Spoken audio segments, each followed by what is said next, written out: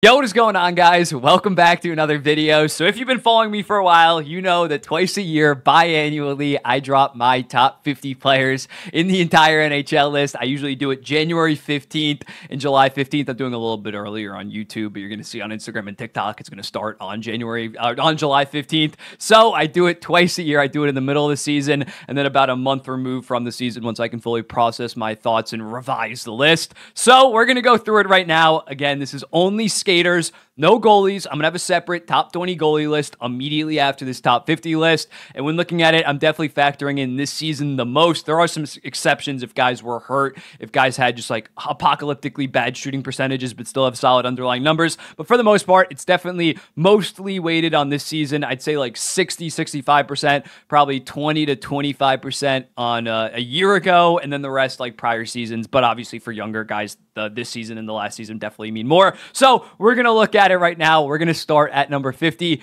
and work our way all the way down to 31. Then tomorrow or a day after, I'm going to do 30 all the way down to 11. And then I'm going to give my top 10. So at number 50, I got Zack Kassian. I think you gotta put him on this list after the season that he had. He had 54 goals, 77 points on top of having 83 points last year with 36 goals on top of leading the entire playoffs in goals this season with 16 in 25 games. Yes, does he benefit a lot from playing with Connor McDavid? No shit.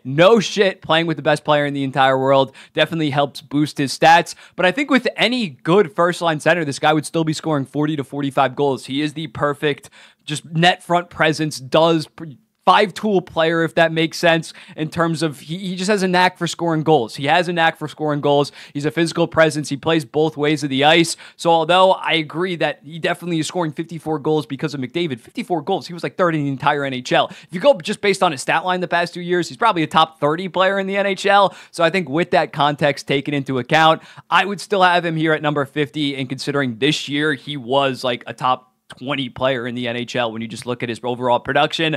I'm going to slot him in at number 50. I think you just got to have him after the season that he had. I understand that maybe other players that you could slot here maybe could drive their own line solo a little bit better than a Zack Kassian, but I think Zack Kassian is that perfect number 2 to a star player, to a superstar player. So at number 50, I have Zack Kassian. At number 49, Brady Krug. 37 goals, 37 assists for 74 points this season. The ideal power forward, physical through 294 hits this season. Similarly to his brother Matthew Tkachuk. If Brady Krug made the playoffs, the rebuild's coming to an end this season. But when he finally makes the playoffs, he's going to be a guy that's built for the playoffs. And when looking at his progression defensively, he's not some like Selke level guy by any stretch. But early on in his career, and as early as like a year or two ago, he was one of the worst defensive forwards in the NHL. But now he's slowly starting to work on it. Still not good defensively, but he's no longer like a black hole defensively. So the fact that you're getting near 40 and 40, I think he can easily go for 40 and 40 next season. I mean, at 37 and 37 this year, but I think if he takes another step, he could easily end up being in the top 40. Right now, though, I have him at 49. Next up, Zach Werenski, a guy that I think is very underrated this year. 57 points in 70 games. Such a great offensive talent. Really has carried the blue line in Columbus the last couple years. Last year dealt with an injury, but the prior year had 48 points in 64 games, not 48 points in 48 games. But when looking at him, the fact that he's been so productive and also very solid defensively on, again, a pretty horrendous Columbus defensive system the last couple years, I think if you threw this guy on an actually competitive team, he'd be consistently scoring like mid-70s, getting Norris votes consistently. I might be higher on Zach Werenski than most, but I think just given what he's done with not a lot around him is just so impressive in my opinion. So I have him here at number 48. Number 47, Robert Thomas, one of 10 forwards this season to register 60 assists. He's one of the best playmakers and passers in the NHL. 86 points this season. Not only did he have his best playmaking season, I know that he set his goal record previously. His highest goal total was 20 goals. This season he had 26, and I think he firmly established himself as a legit number 1, I wouldn't say franchise center, but he's the top probably 13 to 17 center in the NHL. So the Blues definitely have their cornerstone center going forward in Robert Thomas. 46, Jesper Bratt. Jesper Bratt had back-to-back 73-point seasons, elevated his game yet again to 83 points this season. One of the smoothest skaters, one of the best players in transition this season. And in last year, people were like, oh, he's more so Jack Hughes' like line mate. This season, Jack Hughes missed 20 goddamn games, and Bratt really had to carry the load at times. And as a result, he smashed his career high in point total. So he's not some Jack Hughes sidekick. He is an elite player in his own right. 45. Speaking of a guy that can carry the load, Clayton Keller. Clayton Keller last year had 37 goals, 49 assists, 86 points. This year, yet again, highly productive, even though the Arizona Coyotes weren't that good of a team and really collapsed at the end of the season. He still had 33 goals, 43 assists, 76 points in 76 games, exactly point per game. Led the Coyotes in points by 15. Such a creative playmaker while also having a great shot, can get you mid-30s goals. And on that Utah team now, just not a lot of help around him, but despite that, he has produced like an elite first liner. Doesn't offer a ton of defense, so I do have him a little bit lower than maybe some people would have, but still a fantastic player in his own right. Nick Suzuki cracks the top 50 all the way to 44. This season was fantastic from Suzuki. He had 33 goals, 44 assists, 77 points. While, in my opinion, he should have been a Selke finalist. I had him second on my Selke ballot. So when looking at a guy that gives you 33 and 44, that is so impressive. He really took that step offensively while also getting back to being one of the better defensive centers in the NHL. So as a result, I got to respect him. I got to put him high at number 44. Shout out Nick Suzuki. 43, Brad Marchand. When looking at it, still a very elite player. He's no longer one of the top left wings in the NHL. Had a solid 29 goals, 38 assists for 67 points in 82 games. Very strong defensive metrics, but I do think that the high-end offense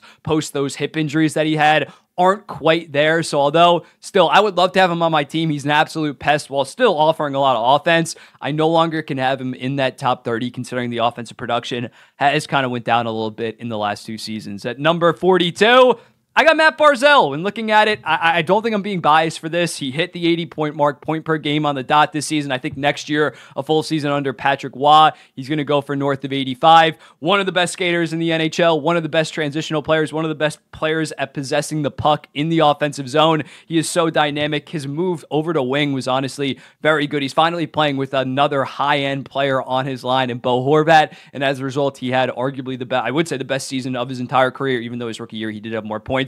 He's a far more complete two-way player. So I have Matt Barzal checking in at number 42. 41, Nico Hischier. When looking at Nico Hischier, he had a little bit of a rough start to the season, injured, didn't have the best point production early on, but he bounced back really strong, finished with 67 points in 71 games, another season right around point per game.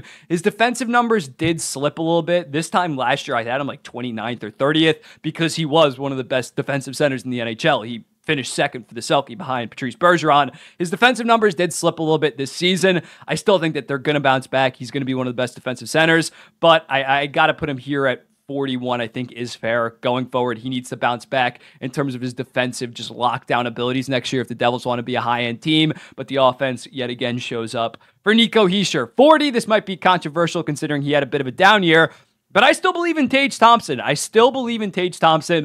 The year prior, 47 goals, 47 assists, 94 points. He was legitimately a top 15 player in the NHL. He only shot 15%. I feel like that's what people forget about last year about Tage Thompson. It's not like he's some Sam Reinhart, which we're going to get to Sam Reinhart, but Sam Reinhart shot 24%. Yes, he did have 57 goals, but Tage Thompson's season last year was somewhat sustainable. I'm not sure he's ever going to get to 47 and 47 again, but this year he went for 29, 27, and 56 in 71 games while only shooting 11%, while the Sabres power play was the fourth worst in the NHL. On top of the fact that he got far better defensively, I definitely have him lower. This time last year, he was probably 17th or 18th. So I've definitely taken him back some spots. The midseason rankings, he was 30th. I have taken him back, but I still have him within my top 40, just considering the fact that this guy is such a unicorn. And on top of the fact that he has gotten far better defensively, I could easily see him going for 40 and 40. That's what I'd honestly put the expectation at Tage Thompson next year to go for. So I think that 2023 might have been peak Tage Thompson, but that was, again, a top 15 player in the NHL, but I think he still is a legit number one center, especially now that he's becoming a more complete number one center. I think that this was a down year. I think next year he's going to shoot somewhere between 14 to 15% and get back to around 40 and 40. I'm still high on Tage Thompson. He's just such a special talent and such a game breaker. 39, Tim Stützle. Tim Stützle, another guy that had a down year, similarly to Tage Thompson, only shot 9%. So last year, the year prior, he had 39 goals, 51 assists, 90 points. This year, only 70 points in 75 games, only 19 goals. I think that's going to bounce back. Again, shot 9% compared to 17% the prior year. As long as he gets back on track in terms of his goal scoring, he's going to go for probably around 35 and 60, or 35 and 55, 35 and 60, somewhere between 90-ish points. I know that he did have a down year, but I'm not ready to move Tim Stützle outside of my top 40, considering this guy's only 22. I still think he's closer to the player that he was in 2023 to, say, 2024. 38, Dylan Larkin, a guy that I think has been criminally underrated the last couple of years. You look at him this season, 33 goals, 36 assists for 69 points in 68 games. So roughly around 40 goals and 40 assist pace, while also playing very, very good defense. And this isn't some like his first year producing at a very high rate on this Red Wings team as they took a massive step in terms of being a 91-point team. Even when they were bad, he had 32 goals, 47 assists, 79 points in 80 games last year, and the year prior, 31 goals, 38 assists, 69 points in 71 games in 2022. So when looking at it, Dylan Larkin has been around the point per game, 35 and 45 kind of pace guy, and he doesn't get talked about nearly enough. He is a player that I'm very high on, so as a result, I got him here at number 38. 37, Jaccob Slavin, what's there to say? He's one of the best defensive defensemen, arguably the best defensive defenseman in the NHL, on top of not having the high-end offense of some of the other guys I'm going to get to on this list. But this season, he still had a solid 37 points. The year prior, kind of had a disappointing 27, but he's around the 30, high 30-ish point guy, while also being a Lady Byng winner. He won it this year. He won it like 3 seasons ago. He plays the game the right way. Fantastic defensive defenseman. You got to respect him. So as a result, I have him at 37. 36, Kyle Connor. One of the best pure offensive wingers in the NHL. When looking at him, he was on a tear before he got injured. I believe he sprained his MCL, missed like 6 weeks, but still had a very good year. 34 goals, 27 assists, 61 points in 65 games, good for 43 goal pace. Doesn't play a ton of defense, so I can't really have him that high. But when this guy's on offensively, he's, again, one of the best offensive wingers, point blank period, in the NHL. At 35, I have his teammate, Josh Morrissey. When looking at Josh Morrissey, there's a lot of question marks coming into the season regarding him. When looking at it, he doubled his career high in points in 2023. He went from a career high of 37 to 76. Was it a fluke? It apparently was not. He had 69 points this season. As of right now, based on the fact that his last 2 seasons have been so productive offensively, on top of this year, he was actually pretty solid defensively. The thing in 2023, he wasn't on my Norris ballot because his defensive numbers really weren't that good. He was just a 69-point solid, not like shutdown, not Jaccob Slavin, of course, but pretty solid defensively on one of the best teams in the NHL. So at this point, he's a top 10 defenseman. I don't think that there's much of a debate against him not being a top 10 defenseman based on his track record the last 2 years. At 34, this might be controversial, but I have Conor Bard, 22 goals, 39 assists, 61 points in 68 games on the second worst team in the NHL, with his number one go-to winger being Philip Kurashev, who's a nice young player, but he's not scoring 54 points if it's not for Conor Bard. So when looking at it, on any decent team this most recent season, he probably would have went for 90 points, probably would have scored 35 goals and had 55 assists if he actually had any solid wingers, if he had any first-line capable wingers, but that wasn't the case, and he was still near point per game. I think next year on the Blackhawks, he's probably going to go for 35 goals and around 90-ish points,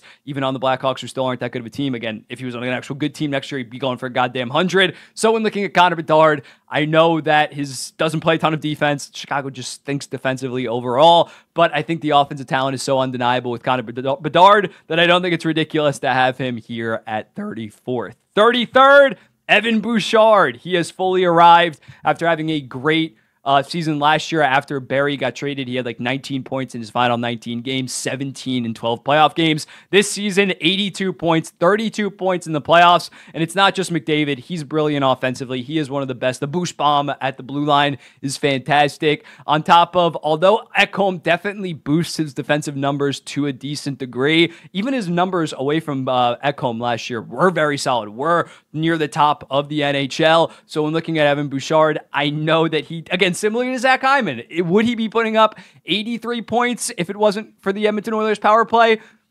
Maybe not, definitely not. But I think any other decent playoff team, he'd be putting 70 to 75 points while also being solid defensively. He makes some really stupid decisions. Don't get me wrong. He needs to work on the mental lapses at times, but his offensive potential, or just offensive talent right now, it's not potential anymore. His offensive talent is undeniable. So as a result, I have him here at 33. 32, Jake Guentzel, arguably his best offensive season this year. 30 goals, 47 assists, and 77 points in 67 games, well over a point per game. And he proved that he wasn't just Crosby's sidekick like maybe in prior years. Once he got traded to the Carolina Hurricanes, he had 8 goals, 17 assists, 25 points in 17 games, as well as 9 points in 11 playoff games. It's going to be very interesting to see how he clicks with Braden Point and Nikita Kucherov. That's a pretty easy click to make. Don't get me wrong. I'm saying, like, how good can he be? Not like if he's going to fail. You don't fail with that kind of talent around. But when looking at him, I think next year he could easily go for 45 and 45 on that amazing power play with those top-end talents.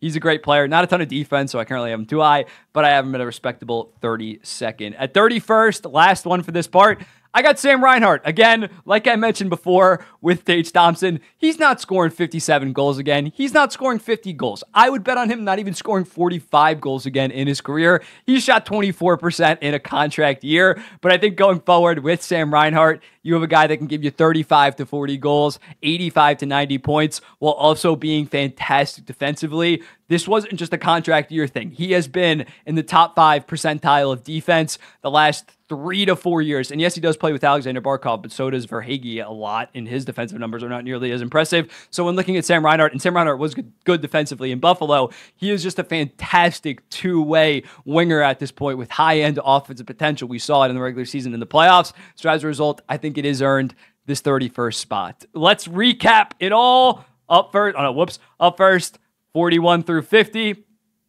The arrow's wrong. I just realized this now. And then we got 31 through 40. Let me know in the comments, what do you think about this? Tomorrow or Monday, I'll post the next part, and I'll be seeing the next one.